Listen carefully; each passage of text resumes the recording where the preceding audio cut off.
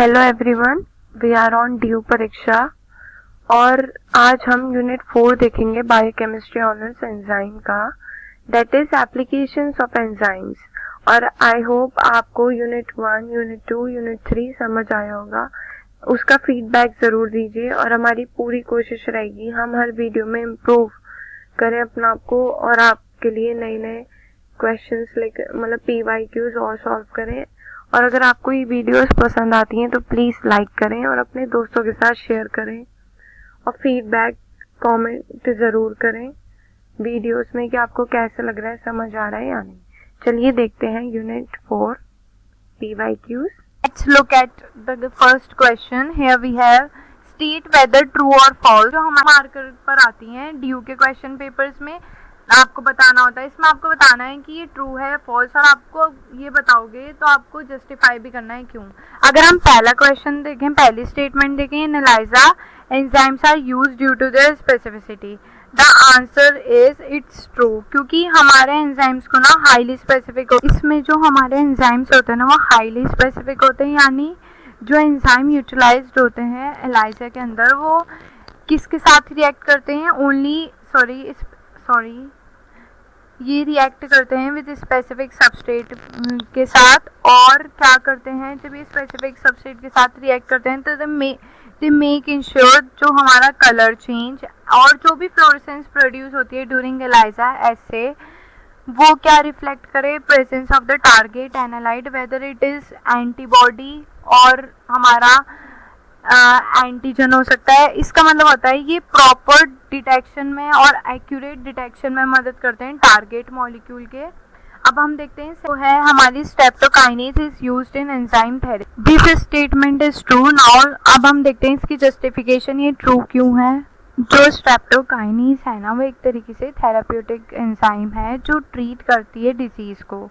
ये जो है ना हार्ट अटैक और मायोकार्डियल इन्फेक्शन एंड स्ट्रोक इसमें यूज होता है। It is use to break down blood clots जो हमारी ब्लॉक कर देते हैं ब्लड वेसल्स को ड्यूरिंग कंडीशंस लाइक वही हार्ट अटैक हो गया एंड स्ट्रोक। इसका काम ये एक तरीके के बैक्टीरिया से बनता है, दैट इज स्ट्रेप्टोकोकाई। ये एक्टिवेट कर देता है प्लाज्मिनोजन, एक तरीके का प्रोटीन होता है हमारी बॉडी क्या करता है वो बन जाता है प्लाज्मिन जो डिसॉल्व कर देता है क्लॉट्स ऑफ फाइब्रिन और एक तरीके से रीस्टोर करता है blood flow in the blocked arteries. Now let's look at the second question, elaborate the following enzyme applications enzyme in research.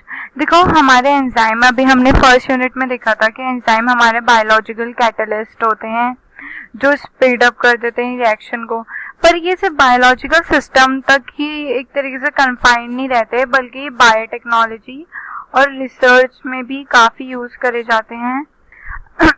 अगर हम देखें कि किस किस चीज़ों में यूज़ करा जाता है, एक तरीके से ये हमारे DNA फिंगरप्रिंटिंग, DNA मतलब जैसे जेल इलेक्ट्रोफोरेसिस होता है उसमें, PCR में और बहुत सारी चीज़ें मॉलिक्यूलर बायोलॉजी, जेनेटिक्स सब में यूज़ करे जाते हैं एंजाइम्स।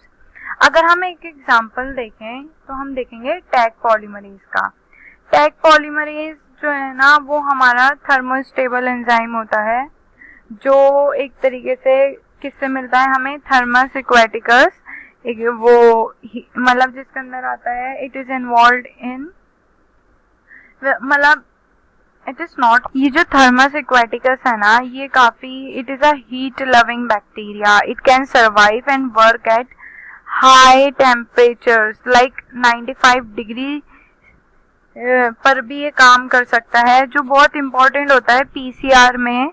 अब ये PCR क्या है, PCR का मतलब होता है make multiple copies of the DNA, मतलब इसके अंदर हम एम्पलीफाई करते हैं और वी कैन से एम्पलीफाई करना है, amplification of the small piece of DNA, multiple millions of copies बनाना। इसके अंदर पता है क्या इन्वॉल्व होता है, इसके अंदर ना 3 स्टेप्स इन्वॉल्व होते हैं जिसका नाम आता है डीनेचुरेशन इन्वॉल्व होता है पहला स्टेप। दूसरा स्टेप होता है एनीलिंग, प्राइमर एनीलिंग, और फिर होता है प्राइमर एक्सटेंशन। ये जो हमारा फर्स्ट स्टेप होता है ना डीनेचुरेशन, इसके लिए हमें थर्मस एक्वेटिकस से जो हमें एंजाइम मिलता है टैग पॉलीमरेज वो काफ़ी चाहिए होता है हमें। अब जब हमने इसके अंदर ये सब ले लिया तो थर्मस एक्वाटिकस में ये कहाँ काम करेगा? देखो ये हमें फाइंड कोई भी जेनेटिक डिजीज है उसको फाइंड आउट करने में मदद करता है, उसको आइडेंटिफाई करने में मदद करता है। ये प्री नेटल डायग्नोसिस में मदद करता है। किसमें? Prenatal diagnosis. फिर आता है कैंसर डायग्नोसिस में भी मदद करता है, कैंसर डायग्नोसिस। फिर एक तरीके से ऑर्गन ट्रांसप्लांट मैचिंग, कि आपका टिश्यू टाइपिंग मैच करते हो डोनर से, इन सब चीज में ये इन्वॉल्व होता है। आप देखो इसके अंदर ना आपको मतलब कुछ समझने का है नहीं, बस आपको एंजाइम याद रखना है किससे वो मिलता है, किस मेथड में, किस टेक्निक में यूज होता है और उस टेक्निक से कहाँ कहाँ एप्लीकेशन है, एक तरीके से आपको याद करना पड़ेगा। फिर आता है हमारा रिस्ट्रिक्शन एंजाइम्स। अब ये रिस्ट्रिक्शन एंजाइम्स होते क्या हैं? रिस्ट्रिक्शन एंजाइम ना हम इनको मॉलिक्यूलर सीजर्स बोलते हैं, जो डीएनए को कट करते हैं specific sequence, that is the recognition site for the enzyme. ये मॉलिक्यूलर सीजर्स होती हैं, जेनेटिक इंजीनियरिंग यूज करी जाती है, जिसके अंदर ये कहाँ कहाँ यूज करी जाती हैं? देखो एक तो ये क्लोनिंग में यूज करी जाती हैं, जब हम मतलब एक तरीके से ये हमारा डीएनए है, जैसे ये समझो कोई डीएनए मॉलिक्यूल है, यहाँ से हमने कट करा, ये हमारी टारगेट जीन है, हमें इसको इंसर्ट करना है, तो एक तरीके से जेनेटिक इंजीनियरिंग रिकॉम्बिनेंट टेक्नोलॉजी में ये आ गई, हमारी टारगेट इधर आ गया और ये आता है। और फिर क्लोनिंग में भी यूज करा जाता है। फिर डीएनए फिंगरप्रिंटिंग में भी यूज करे जाते हैं। किस में यूज करे जाते हैं? रिस्ट्रिक्शन एंजाइम डीएनए फिंगरप्रिंटिंग में यूज करे जाते हैं, जिसके अंदर हम क्राइम सीन की इन्वेस्टिगेशन करते हैं। फिर हर पर्सन का जो डीएनए होता है ना, उसके अंदर एक तरीके से यूनिक पैटर्न बनता है after enzyme cutting. Paternity testing, जिसका अंदर हम कंफर्म करते हैं बायोलॉजिकल रिलेशनशिप। पैटर्निटी टेस्टिंग, इसमें sorry for my writing. Then we have another that is molecular cloning, जहाँ हमने यहाँ बात करी कि हम जीन ऑफ इंटरेस्ट को इंसर्ट करते हैं into a vector like plasmid, और हम स्टडी भी करते हैं, एक्सप्रेस करते हैं प्रोटीन्स को, और बहुत सारी एप्लीकेशंस होती हैं इनकी।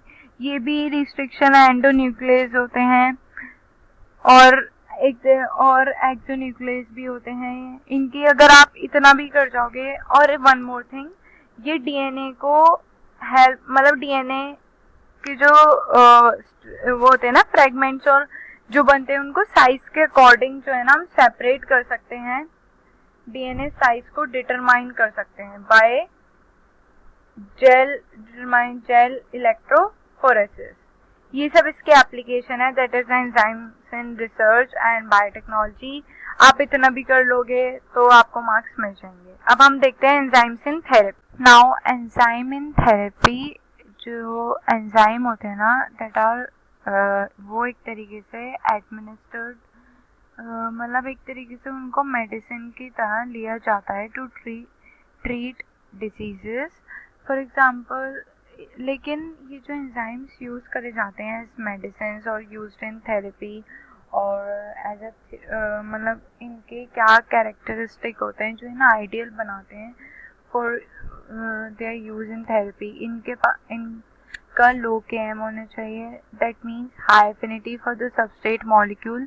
इसका मतलब ये है कि ये लो कंसंट्रेशन पे, जब सबस्ट्रेट की लो कंसंट्रेशन होगी तब भी ये इफेक्टिवली वर्क करेंगे, high Vmax। It means that जब हमारा एक बार एंजाइम बाइंड कर जाएगा सबस्ट्रेट से, तो ये वेरी क्विकली उसको कन्वर्ट कर देगा प्रोडक्ट में। हाई कैटालिटिक एक्टिविटी, प्योर होने चाहिए, मतलब कोई कंटेमिनेंट्स क्या, और स्पेसिफिक टू देयर रिएक्शन, मतलब साइड रिएक्शन को अवॉइड करें। फॉर एग्जांपल हमने अभी देखा था पीछे रीजनिंग वाले क्वेश्चन में स्ट्रेप्टोकाइनेस का, that it is purified from streptokinase bacteria, और इसे हम हार्ट अटैक एंड स्ट्रोक में यूज करते हैं, जो ब्रेक करता है ब्लड क्लॉट्स को, that usually block blood vessels. अब ये जो हमारा ये क्यों होता है, ये जो ब्लड क्लॉट्स हैं क्यों होते हैं? जो हमारी कोरोनरी आर्टरीज होती है ना, वो सप्लाई करती हैं ब्लड टू द हार्ट, ठीक है। Blood to the heart muscles. Yes, जब फैटी एसिड डिपॉजिट हो जाते हैं इनसाइड द आर्टरीज, जिसका अंदर होता है एथेरोस्क्लेरोसिस में, तो वो नैरो कर देते हैं हमारी आर्टरीज को। जब उनके अंदर ब्लड क्लॉट फॉर्म होने लगता है तो कम्प्लीटली ब्लॉक कर देते हैं आर्टरीज को। एज अ रिजल्ट हमारा जो है ना हार्ट अटैक हो जाता है, नैरो कर देते हैं जब आर्टरीज को। तो इनका मैकेनिज्म ऑफ एक्शन क्या है कि कैसे स्ट्रेप्टोकाइनेज वर्क करता है ये भी बताना पड़ेगा। अब ये स्ट्रेप्टोकाइनेज जो है ना बाइंड करता है टू द प्लाज्मिनोजन, जो एक तरीके का प्रोटीन होता है ब्लड में मिलता है, वो एक तरीके का कॉम्प्लेक्स बना देता है और एक्टिवेट करता है अदर प्लाज्मिनोजेंस को इनटू प्लाज्मिन। ये एक तरीके का एंजाइम होता है जो डिसॉल्व करता है clots of fibrin, break down करता है फाइब्रिन प्लग्स को और फाइब्रिनोजन, और एक तरीके से रीस्टोर करता है हमारी जो ब्लॉक्ड आर्टरीज होती हैं, ऐसे मदद करता है। अब हम देखते हैं दूसरा क्वेश्चन क्या था, थर्ड क्या था हमारा, एंजाइम्स एज डायग्नोस्टिक टूल्स। अब इसका देखते हैं हम application. Now let's look at the applications of the enzyme that are used as diagnostic tools. तो ये एंजाइम्स जो होते हैं ना, कुछ एंजाइम यूज करे जाते हैं to detect and monitor disease. या तो ये एंजाइम उनकी प्रेजेंट होते हैं in abnormal amounts in body fluids like blood, या रिएजेंट्स की तरह यूज करे जाते हैं लेबोरेटरी टेस्ट में टू डिटेक्ट स्पेसिफिक सब्सटेंस। अब ये दो टाइप्स के होते हैं डायग्नोस्टिक एंजाइम। एक होते हैं प्लाज्मा स्पेसिफिक एंजाइम जो नॉर्मली ब्लड प्लाज्मा में मिलते हैं, इफ दे आर मिसिंग और या तो उनकी अमाउंट कम हो जाती है तो डिजीज इंडिकेट करते हैं। एक होते हैं नॉन प्लाज्मा स्पेसिफिक एंजाइम, ये नॉर्मली सेल्स के अंदर मिलते हैं of organs like liver, heart and pancreas. अगर ये अपेयर होते हैं ब्लड के अंदर, ये अपेयर होते हैं ब्लड के अंदर, तो इसका मतलब ये है या तो कोई सेल डैमेज हुआ है या टिश्यू रप्चर हुआ है, जो भी हुआ है जिसकी वजह से एंजाइम रिलीज हो गए हैं हमारे ब्लड में, तो ये आता है। तो इसके अंदर कब मेजर करे जाते हैं एंजाइम, जब हमें डिजीज डिटेक्ट करनी हो, मॉनिटर करना हो डिजीज की प्रोग्रेस को, स्क्रीनिंग करनी हो। तो पहला एंजाइम अगर हम देखें ये आता है एसिड फॉस्फेटेज। ये जो है ना 100 टाइम्स मेल के प्रोस्टेट ग्लैंड में मिलता है। अगर इसके लेवल ब्लड में हाई हो जाते हैं तो इट इंडिकेट्स प्रोस्टेट कैंसर। अब आता है एल्कलीन फॉस्फेटेज। अभी आता है ये एल्कलीन फॉस्फेटेज कहाँ मिलता है, लिवर, किडनी, बोन। ये एक तरीके से डायग्नोस करता है लिवर, किडनी एंड बोन के डिसऑर्डर्स को। For example liver disease, jaundice को भी बता सकता है ये। और अगर इसके लेवल हाई हुए तो इट मीन्स ये बोन डिसऑर्डर्स को इंडिकेट करता है, जिससे हमारा रिकेट्स हो गया। ठीक है, अब हम देखेंगे क्रेटिन काइनेज। अब ये क्रेटिन काइनेज है क्या, क्रेटिन काइनेज एक तरीके का एंजाइम है जो रिलीज होता है जब हमारा मसल या वरना हमारे हार्ट टिश्यू डैमेज होता है। तो ये 3 टाइप्स के होते हैं। एक होता है CK1 जो हमारा कहाँ मिलता है, ज्यादातर ब्रेन में मिलता है, लंग्स में मिलता है एंड प्रोस्टेट में मिलता है। या गया, it is lungs, okay, lungs में मिलता है एंड प्रीडोमिनेंटली इन ब्रेन। तो CK2 हमारा मिलता है कार्डियक मसल में, ये CK2 सबसे ज्यादा मिलता है कार्डियक मसल में, मीन्स 30% उसी में मिलेगा। फिर ये किस में मिलता है, CK3 स्केलेटल मसल्स में सबसे ज्यादा मिलता है। हम इसमें ना ऐसा करते हैं कि जब जब इसके लेवल हाई होते हैं ना ब्लड के अंदर, तो इससे ये बताया जाता है कि या तो आपका हार्ट टिश्यू, ये कोई स्केलेटल मसल में कोई डैमेज है, यानी मसल डिस्ट्रॉफी हुआ है या हार्ट अटैक है। सबसे ज्यादा इंपॉर्टेंट आता है SGOT एंड SGPT। अब ये SGOT क्या है, SGOT होता है हमारा AST, that is aspartate transferase. क्या होता है वो, AST होता है हमारा एस्पार्टेट अमीनो ट्रांसफरेज। ये क्या करता है एस्पार्टेट अमीनो ट्रांसफरेज, एस्पार्टेट अपना अमीनो ग्रुप दे देता है अल्फा कीटोग्लूटरेट में इसके अंदर और खुद कन्वर्ट हो जाता है ऑक्सैलो एसिटेट में और उसको कन्वर्ट कर देता है अल्फा कीटोग्लूटरेट को इनटू ग्लूटामेट। ये हमारा मिलता है लिवर में, किडनी में, हार्ट में, स्केलेटल मसल्स में, और ये एक्ट करता है as a biomarker for the liver health और इंडिकेट कर देता है heart, muscle and brain disorders. अगर इसके लेवल हाई है ब्लड में, यानी एबनॉर्मल लेवल्स हैं, जिसकी वजह से ये पता लग सकता है कि लिवर में सिरोसिस है या हार्ट अटैक है इन ह्यूमन को, या एक्यूट मायोकार्डियल इन्फेक्शन है। अगर इसकी नॉर्मल वैल्यू देखी जाए, it is the normal value, it is 0 to 41 IU per liter at 37 degree sorry, अगर ये जरा सा एलिवेटेड है, जिसका मतलब होता है कि एक्यूट मायोकार्डियल इन्फेक्शन है। अगर सीरम एक्टिविटी शार्पली राइज होती है between first 12 hours with a peak level at 24 hours और नॉर्मल हो जाती है 3 से 4 दिन में, तो इसका मतलब होता है कि डिपेंड करती है to the extent of the infection. अगर इसके लेवल्स ज़्यादा हाई हैं, बहुत हाई हैं, तो इसका मतलब क्या है, हाई मोर्टेलिटी। अगर इसके लेवल्स कम होते हैं तो इट मीन्स लो मोर्टेलिटी। अब आता है SGPT। अब ये SGPT को बोलते हैं हम alanine amino transferase. Yes, it is also known as alanine. ये कहाँ मिलता है, साइटोप्लाज्म ऑफ हिपैटोसाइट्स, और ये हमें मिलता है कहाँ, हिपैटोसाइट्स में मिल गया, स्केलेटल मसल्स में, किडनी में। ये एक तरीके से ना इसकी एक्टिविटी लिवर में बहुत ज़्यादा होती है देन दैट इन सीरम। जब जब हमारा लिवर इंजर्ड होता है ना, तो LT जल्दी से रिलीज हो जाता है ब्लड के अंदर, और ये भी एक तरीके से इंडिकेट करता है लिवर डिजीज को, कैंसर ऑफ द लिवर। क्या गया, कंजस्शन of the bile ducts, cirrhosis और scarring of the liver, death of the liver tissue, hepatitis, inflammation। एक तरीके से इसके नॉर्मल लेवल वही 0 to 41 इंटरनेशनल यूनिट्स पर लीटर ये होता है। अगर इसके लेवल 300 IU per L से ज़्यादा हो गए तो वो नॉन स्पेसिफिक होता है और वो सबसे ज़्यादा लिवर डिजीज में ही मिलता है। तो ये हो गया है हमारे डायग्नोस्टिक एंजाइम जो हमारे यूज़ करे जाते हैं to monitor or screening of the disease. Now let's look at another question.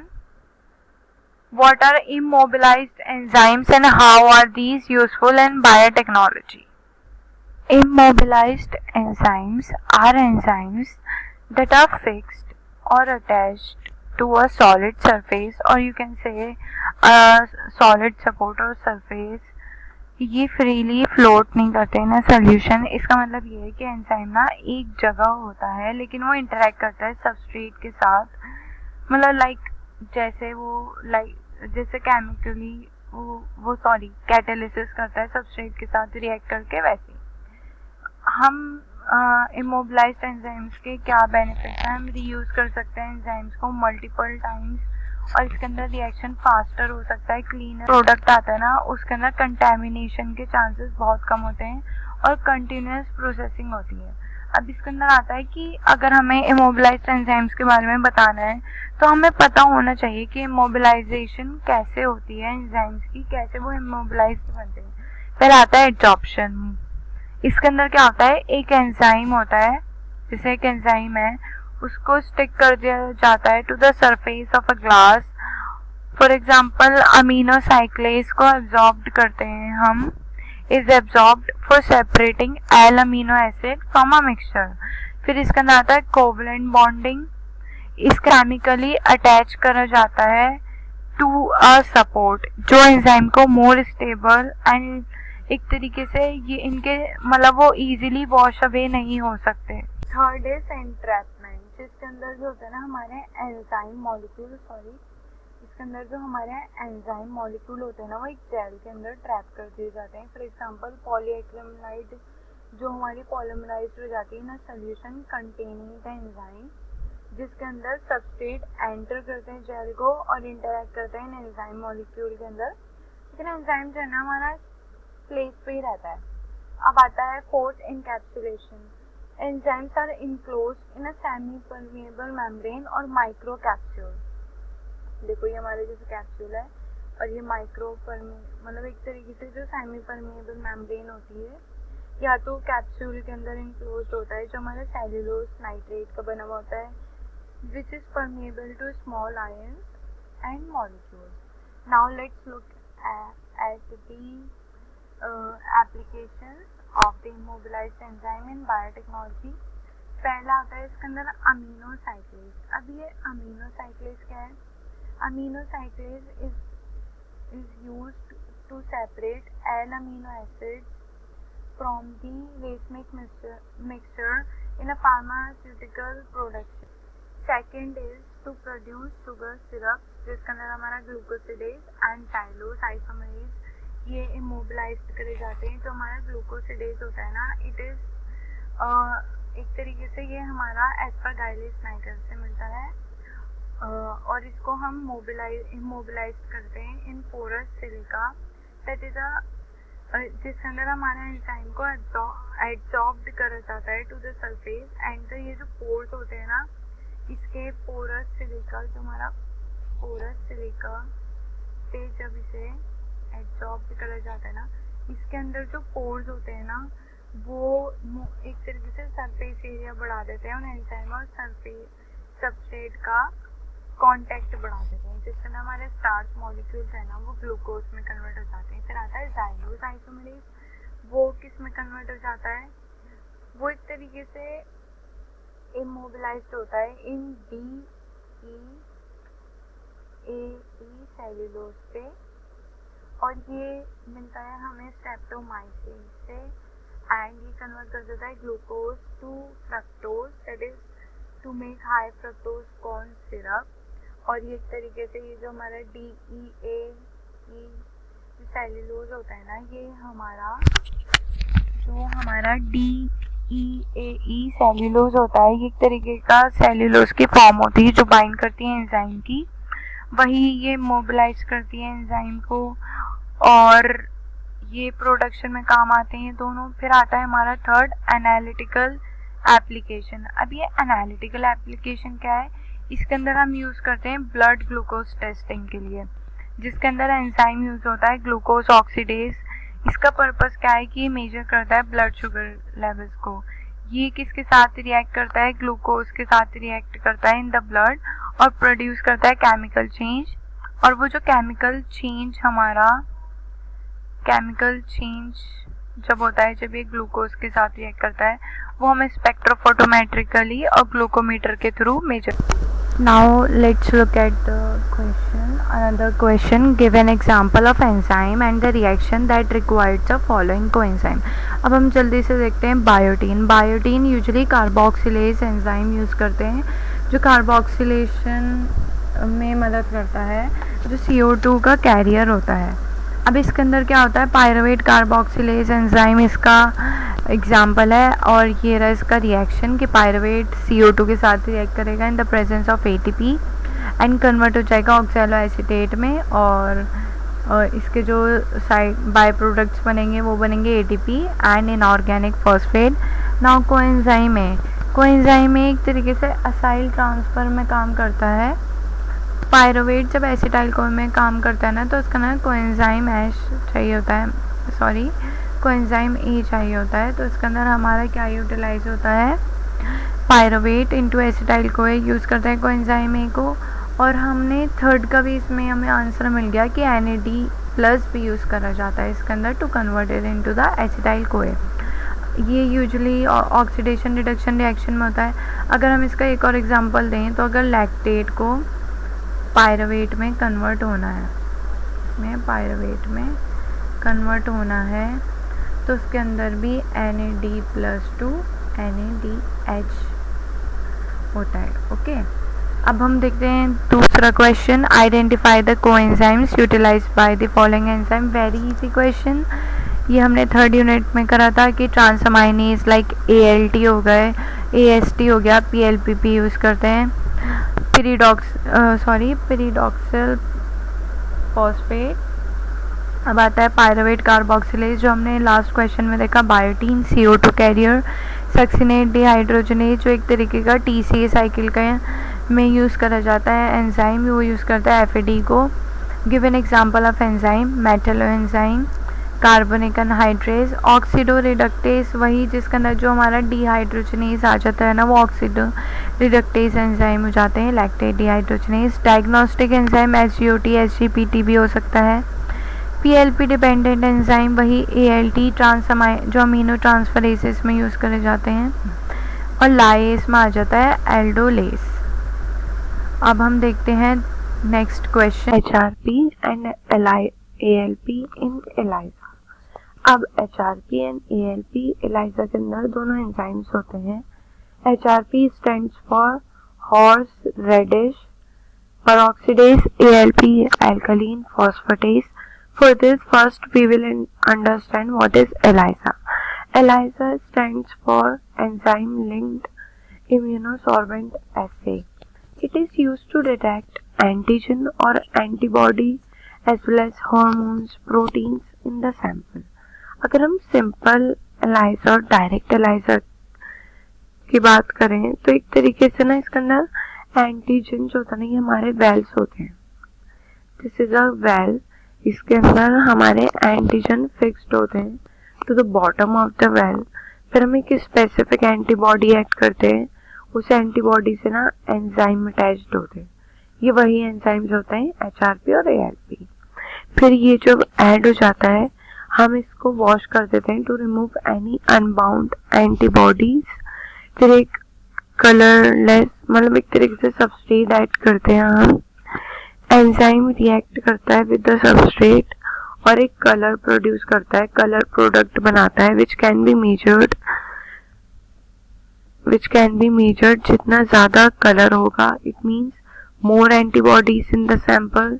More antibodies मतलब ज़्यादा एंटीजन से बाइंड हुई है, तो more antigen in the sample.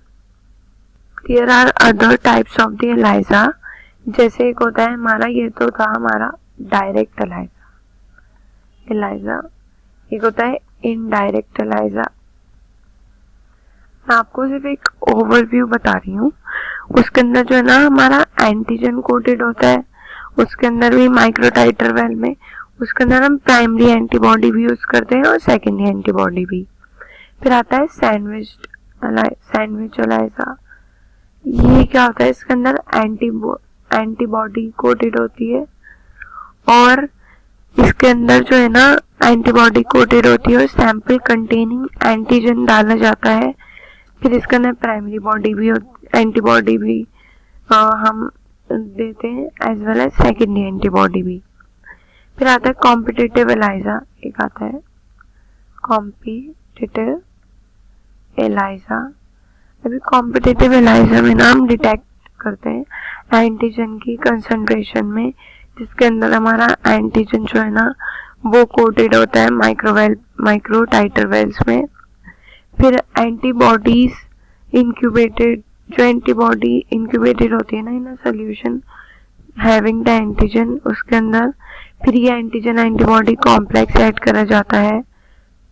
ऐसे कर करके कॉम्पिटिटिव एलाइजा होता है। अब हम देखते हैं कि इनका रोल क्या है HRP एंड PLP का। ये HRP एंड ALP एक तरीके से डिटेक्शन एंजाइम का काम करते हैं। ये कॉन्जुगेटेड होते हैं टू एंटीबॉडीज से, ये मतलब एक तरीके से कन्वर्ट कर देते हैं, जैसे हमने इसमें देखा था डायरेक्ट एलाइजा में तो कलर्ड प्रोडक्ट में, और वो जो कलर प्रोडक्ट होता है ना उसको मेजर करके हम देख सकते हैं कि हमारे टारगेट एनालाइट की क्या कंसंट्रेशन है। तो HRP रिएक्ट करता है with TMB chromogenic substrate that is tetra methyl benzidine in the presence of hydrogen oxide. उसको ऑक्सीडेशन करता है, प्रोड्यूस करता है ब्लू कलर्ड प्रोडक्ट जो हो जाता है येलो कलर में। जब हम एंजाइम एसिड यूज करते हैं टू स्टॉप द रिएक्शन, एक तरीके से डिटेक्शन का ही काम कर रहे हैं ये।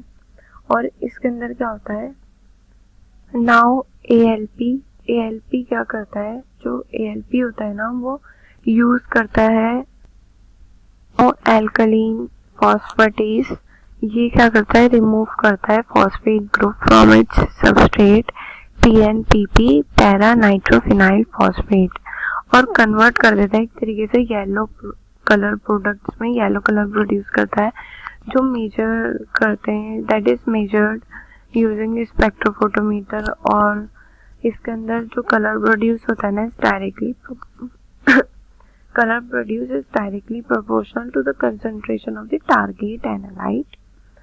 देखो ये जो है ना मतलब suitable होता है for prolonged essay, क्योंकि इसके अंदर slow substrate degradation होता है। So that's it for today's lecture. I hope अच्छा लगा होगा लेक्चर।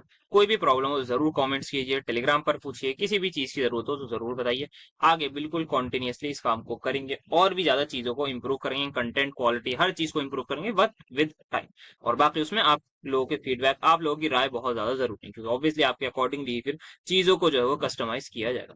तो मिलेंगे आपसे बहुत जल्द नेक्स्ट यूनिट के साथ। Thank you so much for attending my lecture.